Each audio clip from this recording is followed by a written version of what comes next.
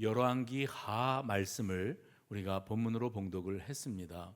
열왕기 상이 있고 열왕기 하가 있어서 보통 그냥 열왕기서 이렇게 통칭 말들을 하는데, 구약 성경 전체를 놓고 봤을 때 이 열왕기서가 어떤 위치에 있는가 하는 것을 여러분이 먼저 조금 생각해 염두에 두시고 오늘 본문을 묵상하실 필요가 있습니다. 이스라엘의 역사는 아브라함에게 하나님께서 창세기 12장에 언약하시는 것으로 이제 사실상 시작이 되었다고 말씀드릴 수 있고요. 언약의 계보를 따라 아브라함과 이삭과 야곱으로, 그리고 야곱의 아들이었던 요셉이 이집트로 흘러들어가고 거기에서 애굽의 총리가 되고 가족들을 이집트로 초청을 하고 그곳에서 기근을 넘기면 그들이 그곳을 떠날 줄로 알았는데 무려 430년 동안을 이집트 땅에 머물러 있으면서 급속하게 번성의 번성을 거듭했더랬습니다. 그래서 야곱, 이스라엘의 가족이 애굽 땅에 가서 이스라엘 민족이 된 겁니다. 그리고 그들은 일찍이 아브라함과 맺어주신 하나님의 언약을 따라서 가나안 땅, 하나님이 주시마 약속하신 땅을 향하여 모세의 리더십을 따라서 출애굽을 하게 되어집니다.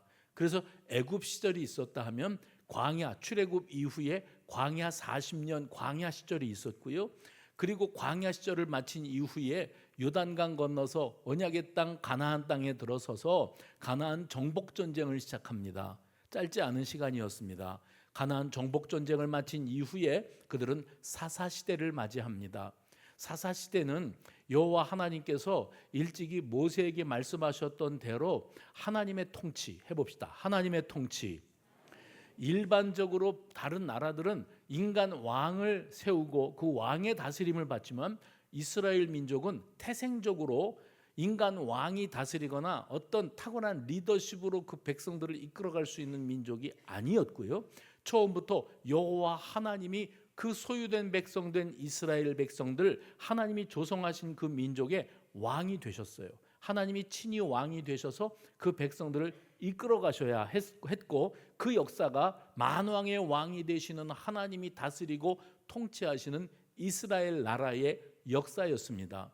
그런데 가나안 정복 전쟁 이후에 사사 시대를 지나면서 이스라엘 백성들의 그 행태를 성경은 두 번, 세 번 뭐라고 강조하는가 하면 그때의 이스라엘의 왕이 없으므로 사람들이 각기 자기 소견에 옳은 대로 행하였다. 무슨 말입니까? 정말 왕이 없었습니까? 사사가 왕 노릇했던 겁니까? 아닙니다. 하나님이 하나님의 심부름꾼인 사사들을 이스라엘 나라에 보내시고 이 백성들을 다스리게 하셨는데 그들의 사명은 왕 노릇이 아니었어요. 하나님의 심부름꾼. 해볼까요? 하나님의 심부름꾼. 하나님의 말씀을 대언하고 하나님의 뜻을 따라서 이 위경에 빠져 있는 하나님의 백성들을 건져내는 역할을 사사들이 했습니다. 그러니까 사람들은 왕이 없는 우리 민족에 우리 모두가 다 이제 각자 도생, 우리가 알아서 하기 나름이다, 이런 마음으로 살았던 시대가 사사 시대였고 극도의 혼란기를 지났던 것이 사실입니다. 그러다가 그들의 입에서 무슨 말이 나오는가 하면 우리도 다른 나라처럼 왕이 있었으면 좋겠다. 눈에 보이는 왕, 손에 잡히는 그런 왕이 있어서 그 왕이 일사불란하게 이 민족을 통치하고 이끌어가서 전쟁을 만나면 전쟁에 나가서 이기고 우리 영토를 확보하고 뭐 이런 왕이 있었으면 좋겠다 하는 말들이 나오기 시작했습니다. 하나님 마음에 들지 않죠. 왜요? 이 백성은 하나님의 백성이고 하나님의 소유된 백성으로서 이스라엘 민족은 다른 민족과 완전히 차별화되는 민족이에요. 다른 민족들은 인간이 다스리는 나라였는지 몰라도 이스라엘 민족은 하나님의 통치, 하나님이 다스리시는 나라로 충분했기 때문에 그 백성들의 입에서부터 우리도 사람, 왕을 세워주십시오 하는 말은 하나님 입장에서는 이렇게 들리는 거예요. 내가 왕인데, 내가 너희들의 왕이고 내가 너희들을 다스리는데 너희는 또 다른 인간이 필요하단 말이냐? 하나님 마음에 들지 않으셨지만 여호와 하나님은 사무엘 선지자를 통하여 사울 왕을 세우도록 허락하셨고 허용하셨어요. 사울 왕 다음의 왕은 잘 아시는 대로 다윗 왕이고 다윗 왕 이후의 왕은 솔로몬 왕입니다. 그래서 사울 왕, 다윗 왕, 솔로몬 왕 시대를 왕정 시대라 이렇게 말을 합니다. 처음으로 왕이 세워진 때였지요. 그리고 이제 그 솔로몬 시대가 저물어 갈 무렵에 솔로몬의 신하였던 다윗의 신하였던 여로보암이라고 하는 자가 이스라엘 나라를 두 쪽을 냅니다. 그래서 자기를 따르는 10지파 이스라엘의 10지파 사람들을 데리고 북이스라엘 왕국을 세우고 나머지 2지파를 데리고 다윗 솔로몬 왕가가 남유다 왕국을 건설하게 되어지지요. 그래서 이제 분열 왕조 시대가 시작이 되어지는 겁니다. 이 분열 왕조 시대 때 북이스라엘 나라에 그 하나님을 떠나고 하나님 앞에 악을 행했던 왕들 중에서 그 못된 왕들 중에서 랭킹을 이렇게 잡으면 최악의 왕이 누구였는가 하면 단연 아합이라는 왕이었습니다. 이 아합이라고 하는 왕은 우상 숭배자로 유명하고 또 하나님에게서부터 멀어져 가도록 이스라엘 백성들을 악의 소굴에 구렁텅이에 빠뜨렸던 장본인인데 그 근본 원인 중에 하나가 뭐냐면 이방 여인이었던 이세벨이라고 하는 이름의 여인을 자기의 왕후로 맞아들이면서 이 이세벨이 자기 친정 나라에서 섬기던 우상, 바알 신상, 아세라 신상을 시집올 때 가지고 왔습니다. 솔로몬이 아버지가 이루지 못한 꿈, 여호와의 성전을 건축하는 그 엄청난 일을 이루지 않습니까? 근데 막상 솔로몬이 그렇게 지혜의 왕이었고 훌륭한 일들을 해냈지만 인생의 말년이 좋지 않은 거예요.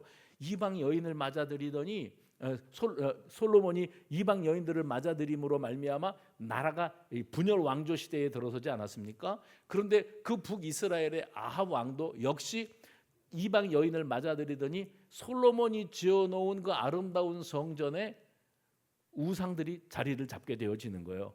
이것이 이스라엘 백성들에게 있어서 비극 중에 비극이었습니다. 그런데 여러분 북이스라엘 나라의 아합과 이세벨 사이에 왕이 하나 태어나는데 아하시아라고 하는 이름의 왕이 태어납니다.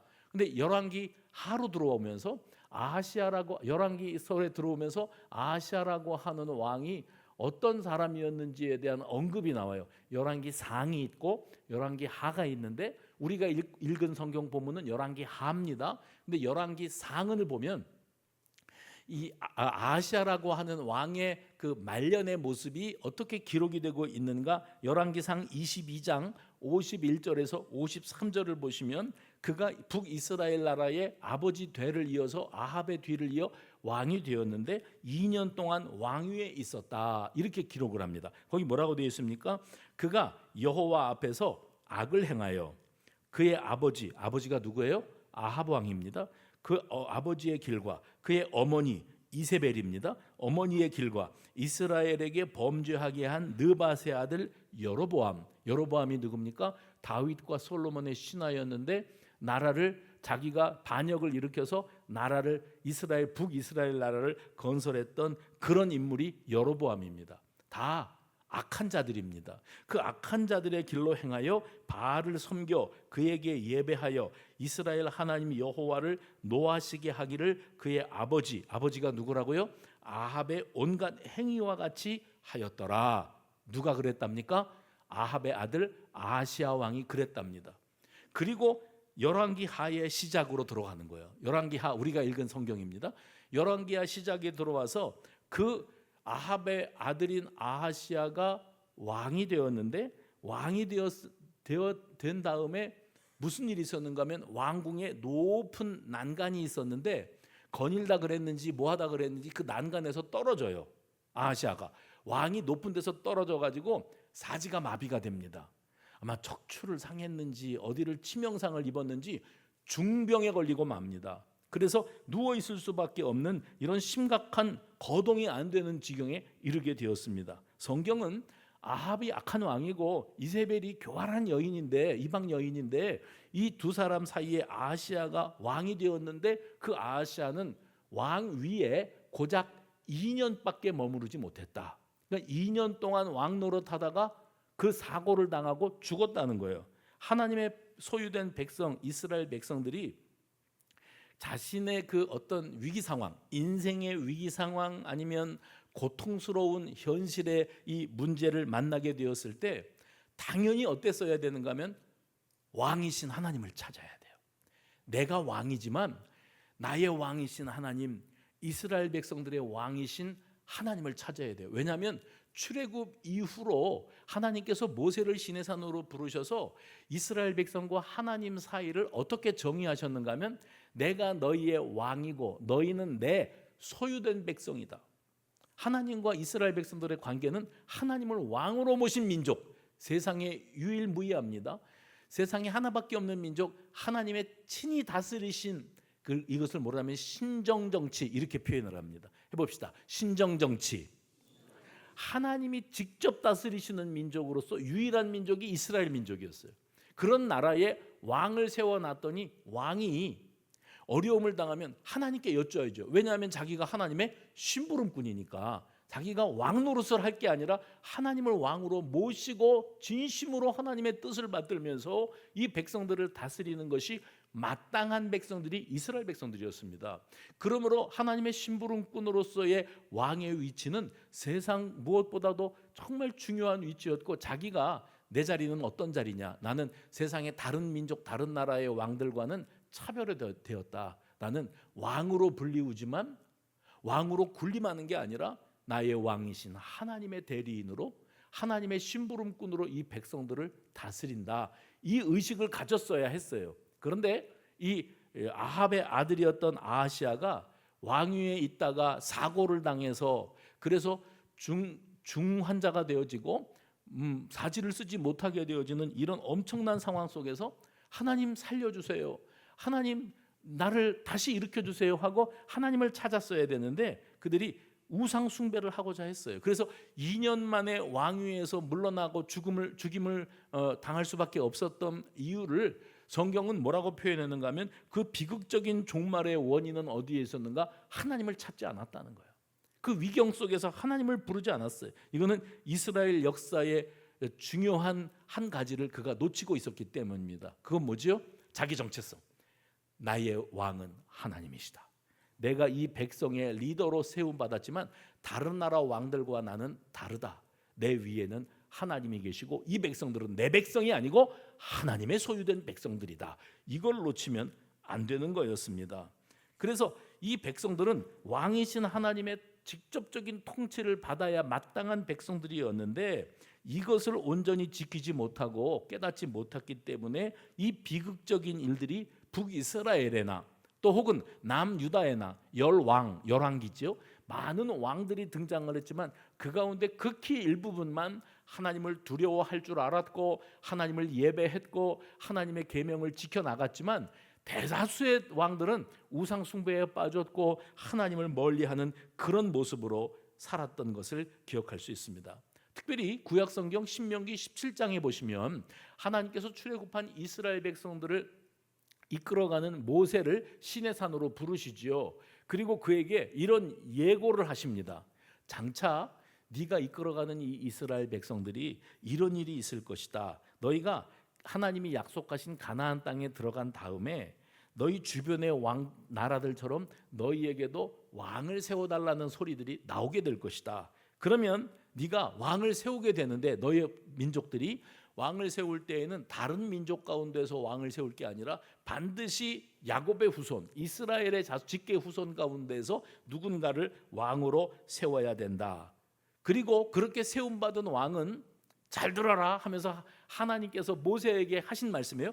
언젠가 이 나라에도 왕이 세워질 텐데 그 왕은 왕이 된 이후에 전쟁을 만나게 되어지면 다른 나라 같으면 왕들이 병력을 소집을 하지요. 그래서 징집을 하고 그리고 많은 병력을 동원하고 훈련시켜서 전쟁에 내보내는 이런 역할을 왕들이 했겠는데 이스라엘 나라는 그러면 안 된다는 거예요. 어떤 상황 속에서도 왕으로서의 네가 해야 될 일은 이걸 어떻게 이 위기 상황을 정치적으로 풀어갈 볼 것인가 하는 그런 머리를 굴리면 안 된다. 하나님이 다스리시고 하나님이 생각이 있으신데 네가 뭐 섣불리 왕 흉내 내겠다고 이 위기를 어떻게 돌파하지?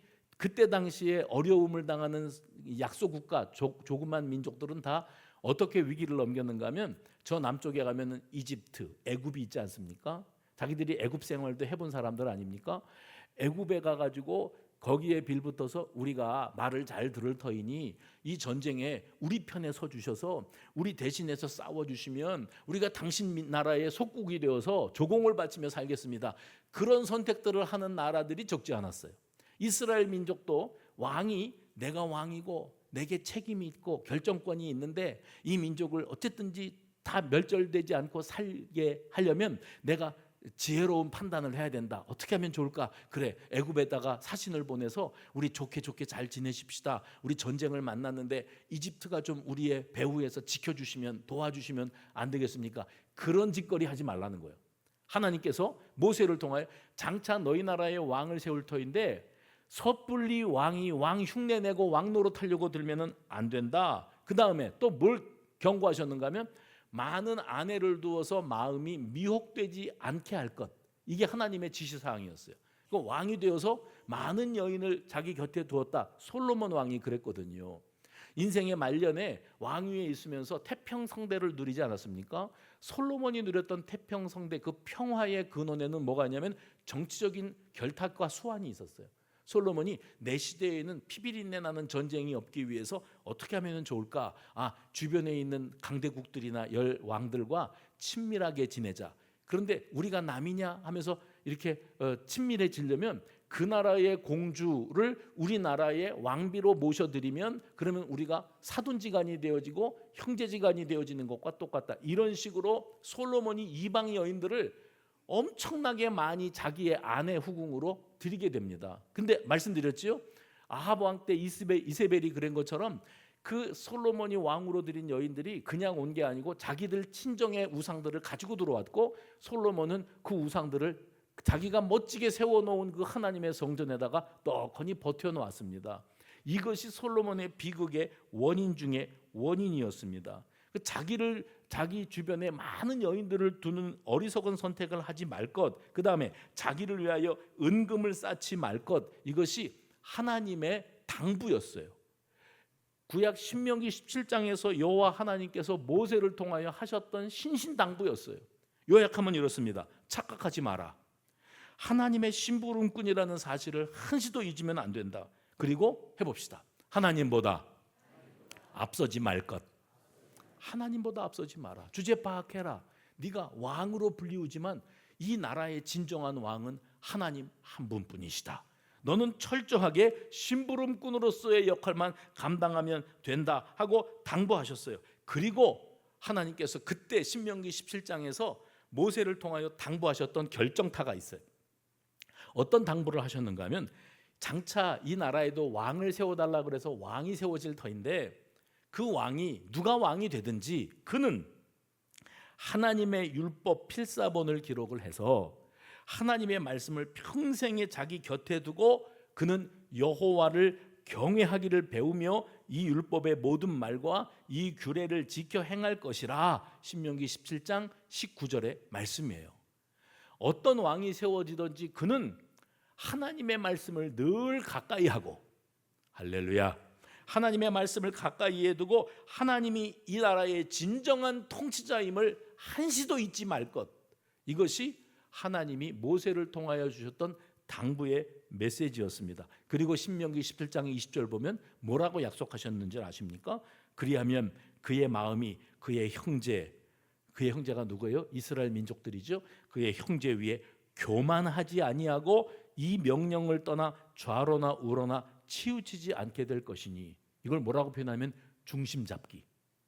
착각에 빠지지 말고 주제 파악하고 중심을 똑바로 잡고 교만하지 말고 이스라엘 중에서 그와 그 자손이 왕위에 있는 날이 장구하리라. 오랫동안 통치자로서 하나님의 심부름꾼으로 그 자리를 지키려면 이렇게 말씀을 가까이 하고 하나님 안에서 자기 민족들 위해 군림할 생각하지 말고 하나님의 뜻 가운데 이 나라를 선하게 다스려야, 그래야 왕의 자리에 오래 있을 것이다 그랬어요. 지금 어떤 상황을 두고 말을 하는 겁니까? 아하시아 왕, 아합의 아들이었던 아하시아 왕이 달랑 2년 왕하고 그리고 죽었습니다. 그 이유가 어디에 있습니까? 하나님의 심부름꾼이라고 대언자라고 하는 자기 본분을 망각한 아버지, 그리고 그 아들, 그 위경 속에서도 하나님을 찾지 아니하고 다른 수단을 찾았던 그에게 이렇게 비극적인 종말이 기다리고 있었다는 겁니다. 그래서 우리는 알아야 됩니다. 훗날 이스라엘 백성들 입에서 우리에게도 왕을 세워 주옵소서 하는 아우성이 일어나게 될 것이고, 이때 모세에게 하나님이 명하신 대로 하나님은 그들을 향해서 어떤 마음을 품고 계셨는가? 내가 너희의 왕인데, 내가 너희의 왕인데 너희가 정말 어떤 인간 중에 하나를 왕으로 세우고 싶거든 그는 반드시 나보다 앞서면 안 된다. 내 율법과 계명을 준행하는 자여야만 한다 선언을 하셨습니다. 그래서 이 신명기 17장의 말씀 속에 하나님이 모세를 통하여 들려주셨던 이 준엄한 메시지가 요약되면 이렇습니다. 왕으로 세워질 사람은 탁월한 리더십, 행정과 지혜 다 필요 없습니다. 국정 운영 능력 그것을 필요로 하는 것이 아니고, 진정한 왕은 하나님이 이 민족을 다스리신다. 말씀에 순종하면 하나님이 책임져 주신다는 그 믿음의 자세, 결코 하나님이 이 민족의 진정한 왕이심을 잊지 않는 자세가 반드시 필요하다. 그런데 아합의 아들 아하시야 왕은 다 죽게 생긴 상황에서도 하나님을 찾지 않았습니다. 어떻게 했는 줄 아십니까?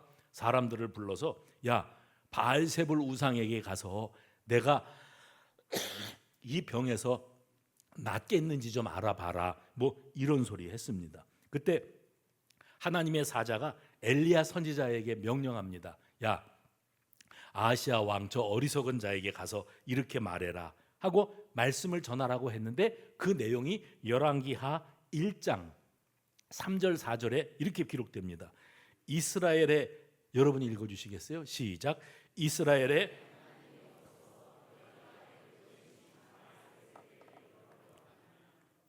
그러므로 여호와의 말씀이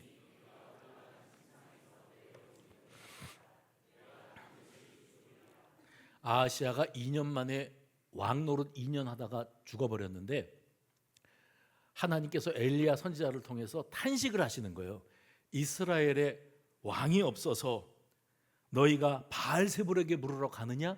이 말 속에 뭐가 있는 줄 아세요? 바알세불에게 물을 생각을 하느냐? 너희의 왕은 나 여호와 하나님인 것을. 이 백성들을 향하여 하나님께서 탄식을 하고 계시는 겁니다. 살아보겠다고 우상을 찾고, 살아보겠다고 세상 수단을 찾고, 하나님을 외면하고 말씀을 거역합니다. 이에 반해 오늘 본문에는 열왕기하 4장이죠. 오늘 본문에는 이 사건 직후에 나타났던 상대적인 어떤 장면, 사건들이 등장을 하고 있습니다. 이 사건에는 한 과부가 등장을 해요. 하나님이 왕 되심을 인정하고 주님 앞에 나가 엎드릴 줄 몰라서 빨리 죽음을 맞이할 수밖에 없었던 아하시야라고 하는 북이스라엘의 왕이 있었다. 그런데 같은 시대에 어떤 마을에 한 과부가 있었고 두 아들이 있었는데, 이 과부의 남편 되는 사람은 주의 종 엘리사 선지자의 제자 중에 한 사람이었다. 그러면 이 사람은 하나님의 말씀의 대언자로 훈련받고 있었던 그런 사람이었어. 주의 종으로 준비되다가 무슨 일이 있었는지 갑작스럽게 죽었는데 빚을 남겼어요. 빚을 남기고 죽었는데 그 빚이 얼마나 큰 빚이었는지, 돈을 빌려줬다가 돈을 빌려간 사람이 죽으니까 이 채권을 가진 사람이, 이 돈을 받을 자격을 가진 사람이 뭐라고 말을 하는가 하면, 죽은 당신의 남편이 내게 진 빚을 당신의 아들들을 팔아가지고 노예로 팔아서 그 돈으로 내가 빌려준 돈을 받아내야 되겠다, 이런 사람이 나타났다는 거예요. 과부가 엘리사 선지자에게 하소연을 합니다. 뭐를 했다고요? 하소연을 합니다. 부르짖습니다. 이 상황 속에서 어디 누구한테 돈 좀 쓸 일이 없을까? 누가 나에게 이 급한 불을 끌 수 있도록 돈을 빌려줄 사람이 없을까? 이렇게 찾아다닌 게 아니라 주의 종을 찾아가서 하소연을 합니다. 아시지요? 제 남편이 누군지. 제 남편이 당신의 제자로서 열심히 신학 공부를 하다가 갑작스럽게 이렇게 세상을 떴는데, 그가 평상시에 경제적으로 형편이 어려우니까 남의 돈을 썼습니다. 그런데 그 빚을 못 갚고 죽었는데, 그 빚을 준 사람이 우리 아들들 잡아다가 노예로 팔겠답니다. 이 일을 어떻게 하면 좋습니까? 하소연해요.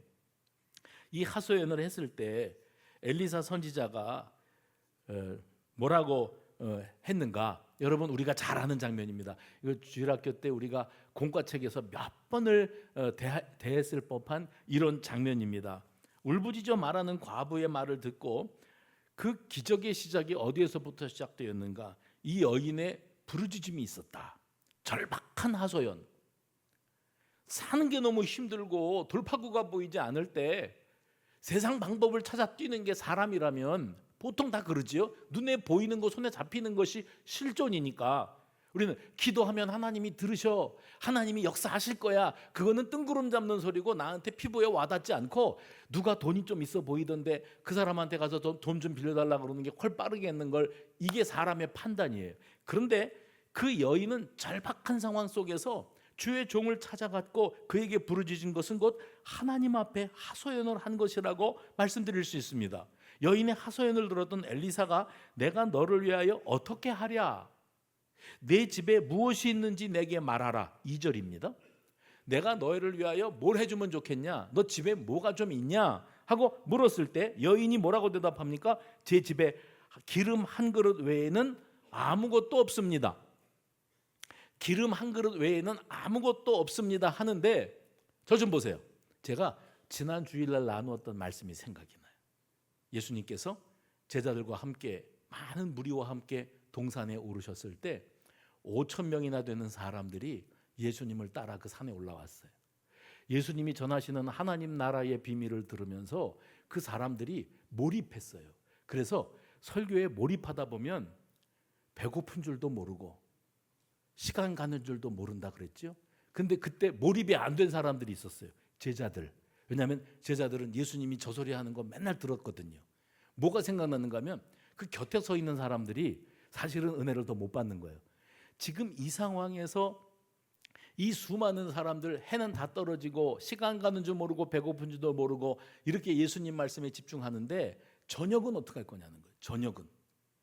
그때 그들이 내린 결론이 뭐였다고요? 여기까지.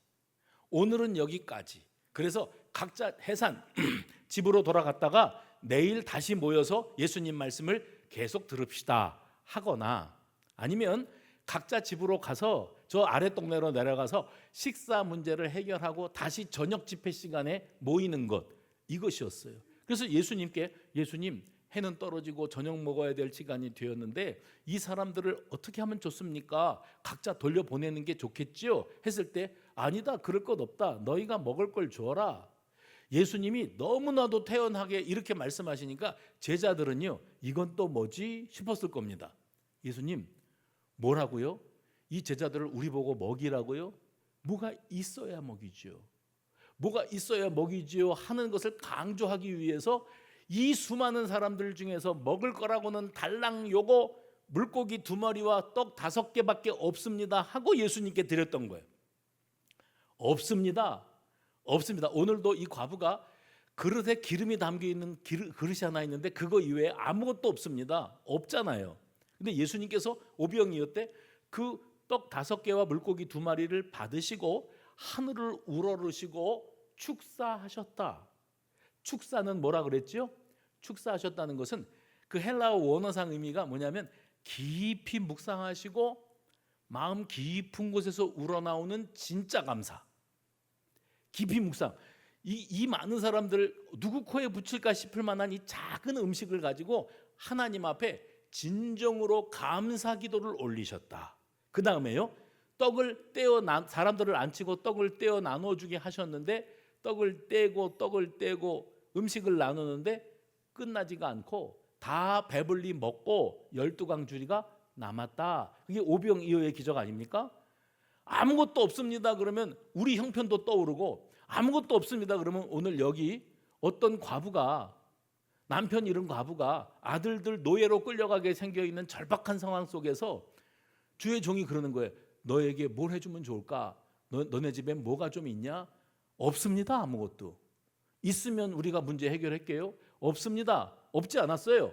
작은 기름병 종지에 기름이 조금 있었어요. 그때 주의 종 엘리사가 뭐라 그럽니까? 지금 나가서 2 아들과 더불어 3 식구가 동네방네 다니면서 그릇을 빌려와라. 사용하지 않는 모든 그릇을 다 빌려와라. 그래서 이 세 사람이 그릇을 빌려왔고 이제 문을 닫고 그 안에 들어 앉아서 빌려온 그릇을 쫙 깔아놓고 너희 집에 있었던 이 작은 종쟁이의 기름을 그 그릇에다가 부어라. 그릇을 부어라 그랬잖아요. 부었어요. 이 조그만 종쟁이의 기름을 빈 그릇, 많은 그릇에다가 하나 부었어요. 여기 여전히 있어요. 또 부었어요. 그래서 그 그릇이 가득 찼는데 오늘 성경에 보면 뭐라고 기록되는가 하면 그 그릇에서 나온 그 빈 그릇들에 채워서 나온 그 기름을 팔아가지고 두 아들이 팔려갈 뻔했던 그 남편의 빚을 갚았어요. 얼마나 기름이 많이 나왔길래 두 사람의 그 노예가 될 만한 그 사람의 값어치를 대신할 수 있을 만한 기름이 나왔을까? 그리고 남아서 그걸로 아들 둘하고 엄마하고 셋이서 계속 먹고 살 수 있게 되었대요. 어마어마한 기름이 나온 겁니다. 그러면 이런 일들을 통해서 하나님이 뭘 우리에게 가르쳐 주시는가? 이 여인에게는 기름 한 그릇밖에 없었어요. 없어요. 그 5천 명의 사람들에게는 떡 5개와 물고기 2마리 그거밖에 없었어요. 없어요. 하나님은 그걸 없다고 보지 아니하시고 그 없는 가운데에서 뭘 보기를 원하시는가 하면 그들의 믿음을 보기를 원하세요. 순종을 보기를 원하세요. 해봅시다. 하나님은 나의 믿음과 순종 보기 원하신다.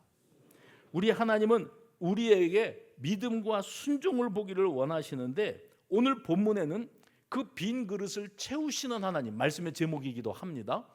빈 그릇을 채우시는 하나님의 역사가 나타나는데 그 빈 그릇을 채우시는 것의 시점이 뭐였는가 하면 한 여인의 부르짖는 간구, 하소연. 제가 지금 다 죽게 생겼습니다. 우리 아들들 종으로 끌려가게 생겼습니다. 부르짖는 기도가 있었고 그 다음에는 말씀 앞에 순종하는 이 여인의 믿음이 있었어요. 다시 말하면 채우시는 하나님을 경험한 여인은 간절한 기도의 사람이었고 말씀에 절대 순종하는 사람이었습니다. 이게 무슨 말입니까? 하나님만이 하실 수 있습니다 하는 절박한 간구. 병들어 죽어가면서도 하나님 찾지 않고 이방 우상 바알세볼에게 내가 죽겠는지 살겠는지 좀 알아봐봐라 그랬던 어떤 왕의 최후와 지금 이 여인 절박한 벼랑 끝 인생 상황 속에서 하나님을 바라보고 주님의 기적을 바라보았던 이 여인을 우리가 극적으로 비교할 수가 있는 겁니다. 우리 인생은 앞으로 무슨 일이 일어나는지 상상을 할 수가 없어요. 그때에 여인은 주의 종 선지자를 통해서 하나님의 비상한 대책, 비상한 대책이라는 말이 무슨 말인가 하면 예사롭지 않은 대책, 상식적인 것을 초월하는 어떤 하나님의 방편, 이것을 보이실 것을 믿어 의심치 않았던 거예요. 지금의 절박하고 답답한 상황에서 돌파구가 보이지 않고 오로지 대책은 하나님밖에 없습니다. 아멘입니까? 대책은 하나님밖에 없어요. 상실의 아픔과 무일푼의 상황이지만 이 여인은 하나님의 비상한 대책을 기대하고 반전의 역사를 이루실 하나님 앞에 하소연, 주님, 하나님 이외에는 내가 갈 데가 없습니다. 만왕의 왕이신 하나님, 진정 나의 소유권자가 되시는 주님, 나를 살려 주옵소서. 여러분, 이 기적적인 체험의 역사의 핵심 포인트가 어디에 있는 줄 아십니까? 그건 바로 순종이에요. 해봅시다. 순종. 선지자는 말하기를 그릇을 빌려와라. 빌리되 몇 개 빌려오는 게 아니고 있는 대로 다 빌려와라. 이렇게 말을 했어요. 그래서 이 엄마하고 두 아들은 동네방네 다니면서 그릇 빌렸을 거예요. 그러면 그릇 빌려 달라고 문을 두드리는 이 세 사람을 보고 동네 사람들이 무슨 생각을 했을까요? 아니, 가진 것도 쥐뿔도 없는 집안에 우리가 볼 때는 몇 끼 안 남은 것 같은데, 그런데 먹을 걸 달라고 찾아오면은 이해가 되는데 그릇을 빌려달라고? 너 그릇에다가 뭐 담을 건데? 하고 물어봤을 거예요. 의아한 마음이 들면서도 빌려줄 수 있는 그릇을 빌려주는 겁니다. 이런 생각을 해봤어요. 저는요, 하나님께서 이 불쌍한 과부와 그리고 이 두 아들을 살리시기를 원하셨다면 왜 굳이 그릇을 빌리는 일을 시키셨을까? 그냥 우리 하나님은 천지 만물을 말씀으로 창조하신 줄로 믿습니다. 말씀만 하시면 돼요. 그래서 이 집에 빚 문제는 해결될지어다. 그러면 하나님의 방법으로 어떻게든지 해결되는 거예요. 아니, 요즘에 금값도 비싼데 하나님께서 기름 빌리러 돌아다니게 하지 말고 이 집에 금덩어리 하나가 뚝 떨어질지어다. 그러면 끝나는 거예요. 왜 이렇게 간단한 방법을 놔두고 구차하게 기름 그릇 좀 빌려주세요. 그릇 좀 빌려주세요. 그러고 다니게 하셨을까? 이 이유가 어디에 있을까? 순종입니다. 오병이어의 기적을 일으키실 때도 굳이 떡 5개와 물고기 2마리가 꼭 필요하셨을까? 모든 사람들이 다 배부를지어다 그러면 저녁 안 먹어도 되겠어요. 우리 저녁 집회로 이어갑시다. 이렇게 나가면 되는데 동네로 내려가서 이런 말은 할 필요도 없는 거거든요. 너희 중에 뭐 가진 게 있느냐? 없습니다. 쥐뿔도 없습니다. 그런 대화가 나올 필요가 없어요. 니네 집에 뭐가 좀 있느냐? 엘리사 선지자가 물었을 때 이 여인이 뭐라고 대답합니까? 그릇에 기름이 조금 들어있는 거 그게 우리가 가진 전부입니다. 없다는 거예요. 아무것도 없다는 거예요. 그런데 그걸 가지고 우리 주님은 그릇 빌려오라고 그러고 거기다가 기름 부으라고 그러고 기름을 부어서 그걸 또 팔아가지고서는 빚을 갚으라고 그러고 왜 이렇게 번거롭게 하셨을까? 여기에 중요한 한 가지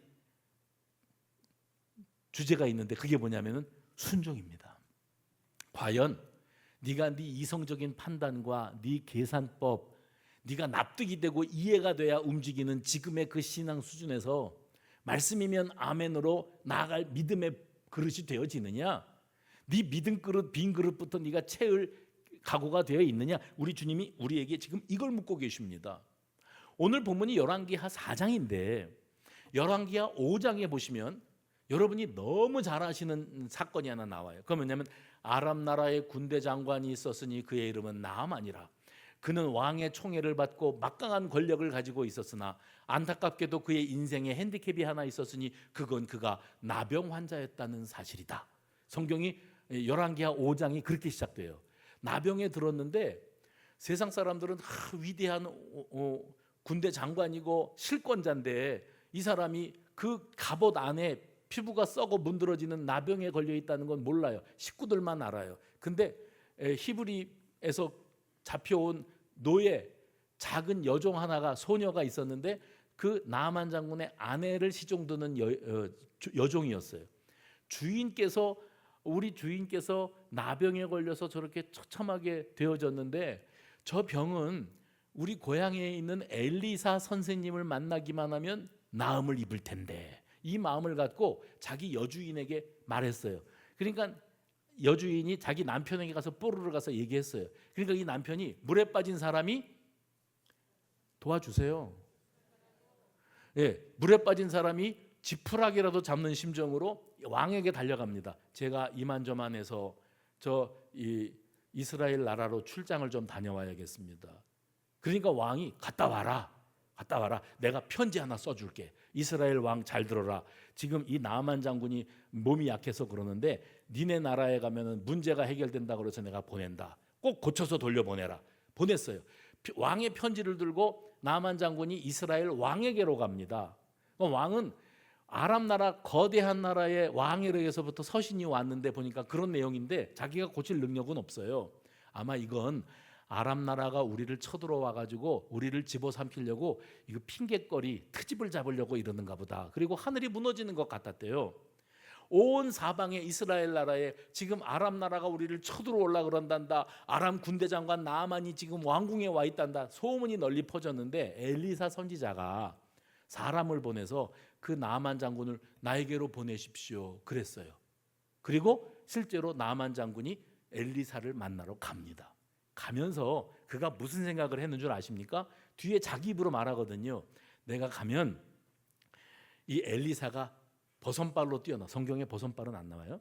버선발로 뛰어나와서 내 앞에 난짝 엎드려서 지체 높으신 아람 나라의 군대 장관 나아만께서 어찌하여 여기까지 찾아오신 겁니까? 어디가 불편하십니까? 말씀만 하옵소서. 그러면 자기가 이건 지금 상상하는 거예요. 나아만 장군이 자기가 에헴 하면서 내가 몸에 좀 피부에 문제가 생겨서 그런데 네가 내 병을 고칠 수 있다 그래서 왔다. 그러면 아이고 걱정하지 마십시오. 여기 한번 누워 보십시오. 그런 다음에 나아만 장군 상상이에요. 지금 두 손을 높이 들어서 주여 하고 흔들어. 상상이에요. 지금 나아만 장군은 주여 여호와 하나님이여, 그리고 흔들면서 이 병을 고쳐 주옵소서. 그러면 내 병이 머리끝부터 발끝까지 쫙 리셋 깨끗하게 나아질 거라고 생각을 했어요. 근데 웬걸요? 엘리사를 만나러 갔는데 코빼기도 안 비쳐. 이것도 성경에는 없어요. 코빼기는 코빼기도 안 비치고, 그리고 말하는 거예요. 집에 가다가 저 우리나라 요단강이 있거든요. 강물에 몸을 7번 담그십시오 했더니 나아만 장군이 뚜껑이 열렸어요. 화가 너무 나가지고 뭐라고 말을 했는가 하면 이런 말을 했습니다. 나아만 장군이 내 생각에는, 해봅시다. 내 생각에는 그가 내게로 나와서서 그 하나님 여호와의 이름을 부르고 그 손을 그 위에 흔들어 나병을 고칠까 하였도다. 저도 동감이에요. 이런 방법이면 되는 거예요. 예? 오병이요, 말씀으로도 배불리게 하실 수 있고, 또 과부의 그 부채의 문제 말씀만으로도 금덩어리가 떨어지게 하시든지 단번에 해결하실 수 있는데, 하나님은 무언가 특별한 과정을 통해서 이 문제를 해결하고자 하고 계시다는 거예요. 나만의 생각은 엘리사가 내가 생각했던 대로 해주어야 자기 병이 고쳐질 거라고 생각을 했어요. 기분 나쁘다. 야, 우리나라에도 강이 있어. 요단강, 이런 실개천하고는 차원이 달라. 내가 병 고치려면 우리 동네 가갖고 우리 강에 몸을 7번 담가지 뭐 이 흙탕물 요단강에다가 내가 몸을 담그냐 할 때 신하들이 똑똑해요.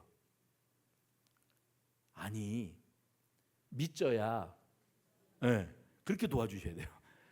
믿져야 본전인데, 그 다음에 속는 셈 치고 그냥 요단강에 몸 7번 담그는 게 뭐 그렇게 어려운 일이라고 그러십니까? 믿져야 본전인데 속는 셈 치고 한번 들어가나 보시죠. 그래서 들어갔다 나왔더니 그 살이 어린아이의 살과 같이 깨끗게 되었더라. 성경입니다. 나아만은 하나님의 말씀, 하나님의 사람의 말대로 하였더니 깨끗게 되어지는 기적을 맛봅니다. 오늘 본문에 빚더미에서 아들들까지 빼앗기게 된 이 과부가 엘리사의 말씀을 따라서 동네방네 돌아다니면서 빈 그릇을 빌려야 했습니다. 그냥 말씀만으로도 빈 문제 깔끔하게 해결할 수 있으실 텐데 왜 굳이 번거롭게 그릇 빌리러 돌아다니는 수고를 하게 하셨을까요? 하나님은 순종으로 준비된 그 빈 그릇에 은혜의 기름을 채우시기를 원하시는 줄로 믿으시기를 바랍니다. 이 메시지를 제가 자주 언급을 해요. 뭔지 아십니까? 자기 소견에 오른 대로. 하나님이 왕이신데 왕이신 하나님이 안 보여요. 자기 소견에 오른 대로. 그리고 오늘 나아만이 내 생각에, 해봅시다. 자기 소견에 오른 대로. 내 생각에는, 우리 신앙은요, 무게중심이 어디로 가 있는지가 참 중요해요. 내 신앙의 무게중심이 내 기대치, 내 감정, 내 상식, 내 방식, 여기에 조금 더 무게중심이 넘어가 있으면 그 사람은 그리스도인인데 인본주의자예요. 그리스도인인데 우상숭배자예요. 내 자존심으로 버텨, 내 감정에 따라 내 기대치에 맞아야만 내가 마음에, 하나님이 내 마음에 들어. 근데 무게중심이 하나님께로 넘어가야 돼. 하나님께로 넘어가면 내 감정과 내 기대치와 내 자존심은 아무것도 아니에요. 만왕의 왕이신 하나님, 내 인생, 아멘이 나올 줄 알았는데 안 하니까 점심 먹으러 또 늦게 올라가는 거예요. 만왕의 왕이신 하나님, 내 인생의 유일한 대책이 되시는 하나님, 그 하나님 앞에 기대치가 넘어가면, 중심이 넘어가면 하나님이 여러분의 왕이 되어주시는 거예요. 근데 우리는 때때로, 어떤 때는 하나님이 내 왕이, 만왕의 왕이신 하나님, 저는 하나님의 소유된 백성이에요. 그러고 가다가 일반적으로 보통 때는 하나님 기분 나빠요. 내 현재 상황이 그것이 불가능해요. 그러니까 사람들이 있는 데서는 여러분 순종합시다, 아멘, 그러면 아멘 그러는데 이미 결정 났어, 마음속에. 안 그러기로, 못하는 걸로. 내 형편이 그게 안 돼, 내가 지금 납득이 안 돼, 내가 그렇게 하고 싶지 않아. 이게 뭐냐면 나아만 장군의 내 생각에는이에요. 사사시대에 자기 소견에 오른 대로 행하였더라. 예수님도 그래서 기도하실 때 인간의 몸을 입고 또 하나님이신 그분이, 인성과 신성을 가지신 그분이 기도하실 때 하나님, 할 수만 있다면 이 잔을 내게서 지나가게 하옵소서. 배고프고 싶지 않아요. 가난하고 싶지 않아요. 병들고 싶지 않아요. 이 모든 걸 잃고 싶지 않아요. 하나님 그런 일이 없게 주시옵소서. 무게중심이 인본주의로 넘어와 있어요. 하나님을 알고 믿는다 그러면서 나의 원대로. 그런데 예수님의 기도는 다시 하나님께로 무게중심이 넘어갑니다. 그러나 이 잔을 내게서 지나가게 하옵소서. 그러나 나의 원대로 하지 마시고 하나님의 원대로 하시기를 원합니다. 그렇게 하고 기도는 끝났어요. 무게중심이 하나님께로 넘어가요. 우리 기도는 어때요? 하나님 못해요. 나는 형편을 아시잖아요. 내가요 하고 싶어도 할 수가 없고요. 기도하지만 내가 언제까지, 이달 말까지만 내가 기다려 봅니다. 그런데 그런 사람들 많이 봤어요. 하나님하고 공갈 협박을 해요. 하나님한테 내가 100일 작정 기도를 했는데 안 들어주시면 하나님은 없는겨. 하나님 겁나죠. 없는 게 아니라고 하려면 반드시 내가 정한 시간 안에 문제를 해결하셔.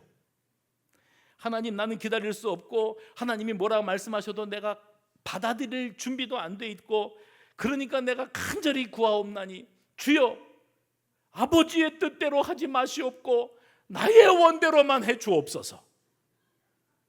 우리 기도는 그래요. 솔직히 얘기해 보십시오. 아버지 원대로 그렇게 복잡하게 돌려가지 마시고 뭘 그릇을 빌리러 가라고 그러지 마시고 뭘 너희들에게 먹을 것이 뭐가 있냐 뭐 나눠 줘라 뭐 그런 거 하지 마시고 그냥 한 방에 끝내 주시옵소서. 이게 우리들의 기대치예요. 이게 뭐냐면 우상 숭배자들이 하는 일이에요. 우상 숭배자들은 자기 뜻대로 되기 위해서 지문이 닳도록 정성을 쌓습니다. 우리 하나님은 살아계시고 생각이 있으시고 지금도 살아 역사하시는 만왕의 왕이신 줄로 믿으시면 아멘 하시기 바랍니다. 세상에서 가장 불쌍한 사람이 누군 줄 아십니까? 세상에서 가장 큰 불행은 건강을 잃고 돈을 잃고 사람을 잃고 직장을 잃은 게 아니에요. 만왕의 왕이신 하나님을 놓친 거예요. 세상에서 제일 불쌍한 사람은 기도하는 마음, 말씀 앞에 순종하는 마음을 잃어버리는 게 제일 불쌍한 사람이에요.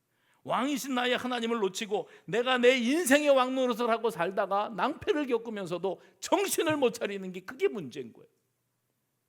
잠언 4장 23절 모든 지킬 만한 것 중에 더욱 내 마음을 지키라. 생명의 근원이 여기서 남이라. 사랑하는 여러분, 마음 단속 잘 하시기 바랍니다. 무게중심을 인본주의에서 그리스도인인데 우상 숭배자들이 있다니까요. 내 기분 따라 예수 믿고 내 기대치 따라서 예수 믿고 우상 숭배자로 살지 마시고 이 신앙의 무게중심을 내 인본주의에서 하나님 중심으로 넘기세요. 예수님이 그렇게 하셨잖아요. 나의 원대로 마시고 아버지의 뜻대로 되시면 됩니다. 저는 순종함으로 아멘입니다. 어떤 상황에서도 이게 되는 사람, 이 순종의 빈 그릇에 은혜의 기름을 가득 넘치도록 채우시는 하나님을 만나시는 이 시간이 되시기를 주의 이름으로 축원합니다. 전능하신 아버지 감사합니다.